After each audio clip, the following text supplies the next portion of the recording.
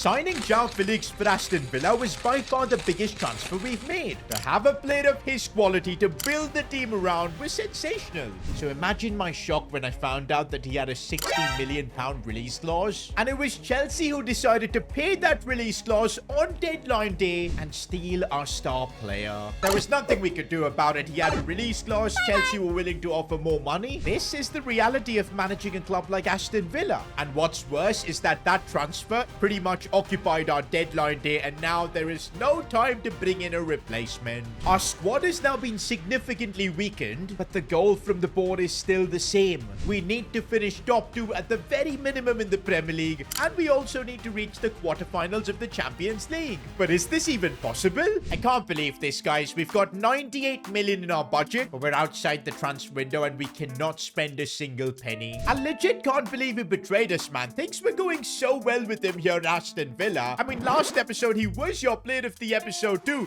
scoring goals, getting assists, but now he's no more here. I think first thing we gotta figure out a way on how we're gonna replace him, because I think the only option I see right now is Jesse Perry, the next Jack Grealish, but giving a 72 rated player that kind of responsibility. Another option we have is playing Jacob Ramsey at cam. He can do that, but then we'll have to play Anthony in the starting 11, which I kind of do want to avoid for now. But man, that João Felix transfer has completely put us in the mud. We're so lucky that last episode we did sign Takefusa Kubo, so at least we've got some firepower in the attack. But yeah, the road ahead is going to be treacherous. Is this some sort of a sick joke? Why is our next game against Chelsea? I don't want to be seeing the face of João Felix so early on.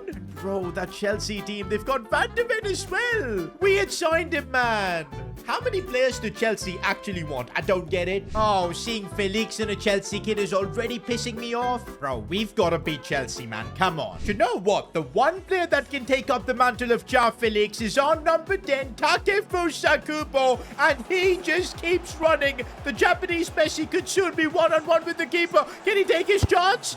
Yes, he can. We take the lead against Chelsea. We may not have been able to sign a replacement for Felix, but I think we've got one right here. Remember the name, Takefusa Kubo. Oh, but we've given Chelsea a chance and we concede. All that hype around Kubo's goal completely negated. More than Kubo, I think what we need is Perry to really perform, but he's only 72 rated, a youngster, and he's been given such a tough task. It's gonna be tough. Oh, we're not in a good spot at all, but Pau Torres, what a challenge. Gonna have to go with a strong challenge once again. We're defending really well since we conceded. We just need to find that one breakthrough moment, and maybe it's Ollie Watkins on this attack that can get us that, but he's been put in a really tough spot. Can we still create something here? We're moving it around nicely.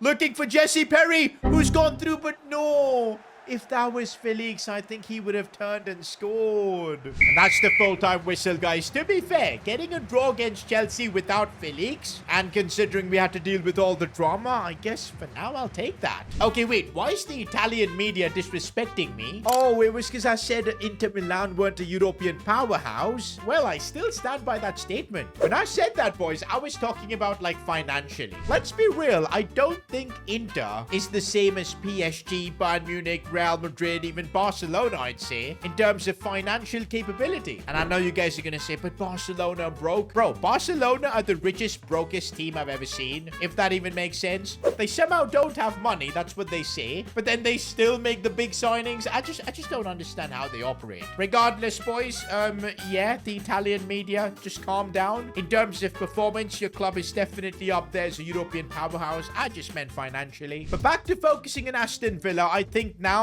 our only hope is to just trust in Perry in that cam position. We don't really have another choice. Of course, we've got him on development plans to improve his passing and everything. But yeah, putting all this trust now in a 17-year-old, man, it's tough. All we can do is hope that he delivers. Oh, by the way, the new Champions League season is about to begin. Last season, we finished bottom of the group. That was the reason why we were forced to sell so many players, maybe even João Felix. Oh, and this time too, we've got a very interesting group. Juventus are going to be tough. Galatasaray are pretty strong, and Club Brugge as well. This is a really hard group. Before the big Champions League game, we do have a press conference to attend. What are your thoughts on Guehi wanting to leave or go out on loan after the beef he had in training with the new signing Tapsoba? Well, I'm not surprised they've got a bit of beef because Tapsoba's come in and just taken away Guehi's starting spot, although we'd only signed Guehi to be backup. But you know what? I don't want to be showing any kind of favoritism to Guehi or even Tapsoba for that matter. Regardless, you guys can't be fighting and trading. We're working towards one goal and everybody should be united. So, I'm making a statement in the Champions League, boys. I'm gonna bench Tapsoba, play Tyron Mings, and we'll put Tapsoba on the bench beside Guehi. These two can figure their problems out while we focus on the Champions League. Also, I gotta play Onana because it's been a while, and maybe Anthony as well, although I'm not sure if that's a good idea. This time in the Champions League, I want to start off strong. If we get a first win here, that could really set things up. And okay, we're playing some good football right now. Perry does really well, and now Wrench, who we decided to start,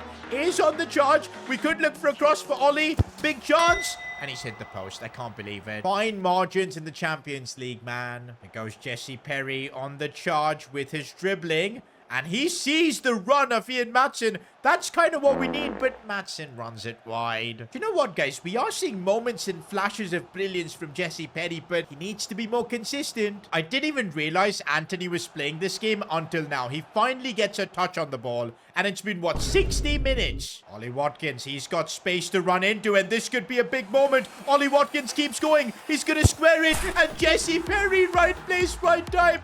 This could be a huge goal for his career. Probably the easiest one he'll ever score. Watkins did all the hard work, but it's a special Champions League night now for the 17-year-old. No, we've been opened up. Martinez, what a save. Galatasaray is still not done yet. They've brought their goalkeeper forward. Can we get the ball away? I think we do. Now, Tielemans could have an empty goal to score at. Nope. But he's so slow, man. No. Bro, if we concede, I'm genuinely going to cry. Martinez, what a freaking save. What is actually happening now? Their keeper has come up once again. Can we clear it away? We can't. I can't believe this, man. How are we ending this game with probably a draw? This is ridiculous. Bro, we just have absolutely no luck in the Champions League. There's just no two ways about it. A game that was won, we only get a point from. No surprises. Right off that game, I've just got a message from the board. If this season you fail to get out of your Champions League group, we will immediately terminate your contract. Bro, I'm not even surprised. If we get knocked out back-to-back seasons in the Champions League, in the group stages, I deserve to be sacked. Let's hope it won't come to that. Well, one good thing that did happen is that we've solved the issue between Tapsoba and Guehi. I think both of them being on the bench realized that the club is bigger. And for now, we're going to have Tapsoba as a starter because he's just the higher rated player. It's just business. For now, though, we've got to focus on the Premier League where we're also lagging behind a couple of points of Liverpool and Arsenal. But man, we've got Man United next. It only feels like we've got difficult games. One of the challenges we've got right now is to show that we can win without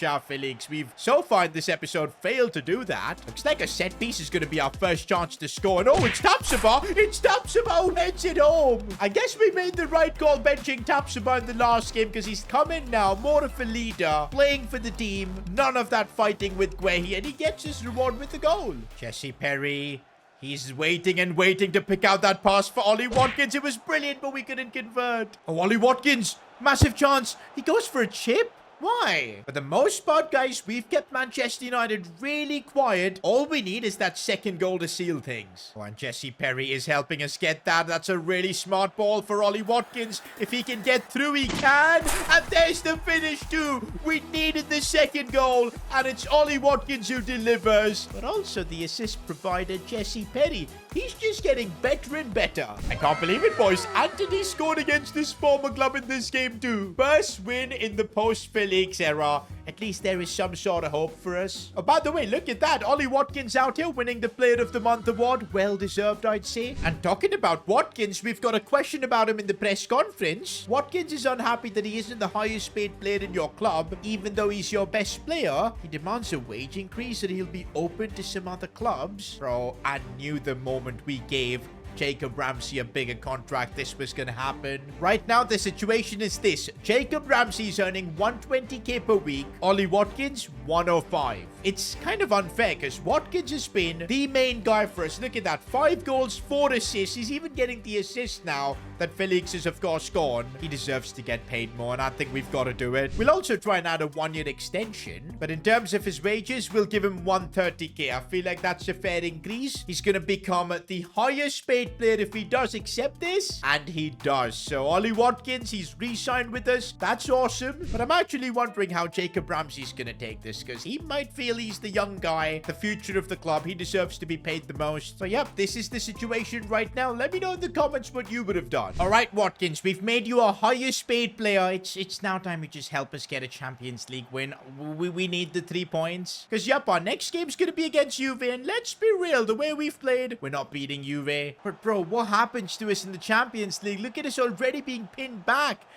This is not cool. We just beat Man United, but when we're in the Champions League, we just completely fall apart. Oh, look at the space we've got here. Perry looks for Ollie Watkins, and here we could do something. Still Ollie. He's going to look for a cross for Kubo. No, that was the wrong choice. Driving the ball forward here, looking for Jesse Perry. If he can get in behind, he's just about done so. Perry goes for it, but it's saved. Maybe a set piece is what we need to save the situation. Taps a ball in the header. This guy is actually unreal. Can't believe Guehi was trying to beef with him. Nah, Tapsaba is just level Z. Oh, here I was saying I didn't want to be doing any favoritism, but sorry guys, just the build of Tapsaba and how huge he is makes him invaluable. Bro, if we get that second goal in the Champions League, it's gonna just ease up the pressure. Come on, Kubo, please. Oh, and he manages to slot it home. I don't know how he does it, but once Kubo's 1v1, he's just able to finish the chances. Oh, looks like Kubo's done him again. This time it was absolutely brilliant.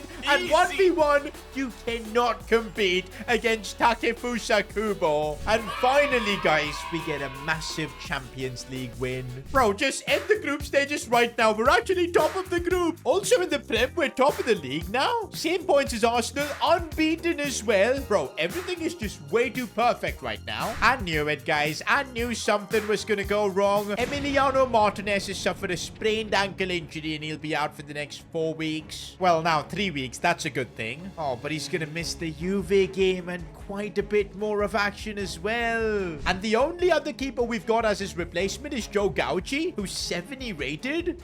Bro, if you remember, man, in the first season, we did have a fiasco with the goalkeeper where we did have to sell Emi Martinez's backup keeper, who was actually pretty high rated. That was my fault. But hey, we are paying the price because we've got Gauchi starting in the Champions League against Juve. Bro, I don't know how we're going to win this game. I mean, if we can even get a point against Juve here, I'm going to be a really happy man. Hey, I think in this game, as long as we don't concede shots, we should be fine. And yo, Gauchi, I didn't expect him to make a save. Oh my god, we've given way too much space for Julie Alvarez, and this guy has so much talent, he's going to punish you. Oh, we're looking to get a goal back. Perry with a bit of quick feed, but oh, how did he squeeze that in? I don't get it. Perry has just scored a wonder goal, but I have no idea how that happened. This might be the most mysterious goal I've ever scored. I'm still confused. He got control of the ball, took the shot. What happened? We need a better angle here. This will give us an idea. Oh, it took a massive deflection. I still don't know how the keeper didn't save that. Oh, and no, it's not an own goal. Perry has been given it. We move. Oh, and Takefusa Kubo heading it down for Ollie Watkins. Nope. I can't believe the keeper saved that. Oh, now we look vulnerable. I don't like this at all. Vlahovic, he made that look so easy. We didn't even have Emi Martinez who could help save that. That's full time, and we take an L in the Champions League. We actually put up a really tough fight, but now without Emi Martinez, it was always going to be hard. And yup, we're feeling the loss of Emi Martinez. Even in the Premier League, we get our first defeat. Bro, just one injury and that's put us 4th in the Premier League. Emi Martinez will still take another 3 days to recover. To be honest, we could risk it and play him against Juventus in our next game. What if he gets injured and his season's over? That would be just brutal. But yeah, this Champions League game is super important too, because if we lose, the pressure on us for the remainder games will be massive. Next episode, man, it's going to be big decisions as we try and keep fighting after Felix is gone, Emi injured. We're not giving up.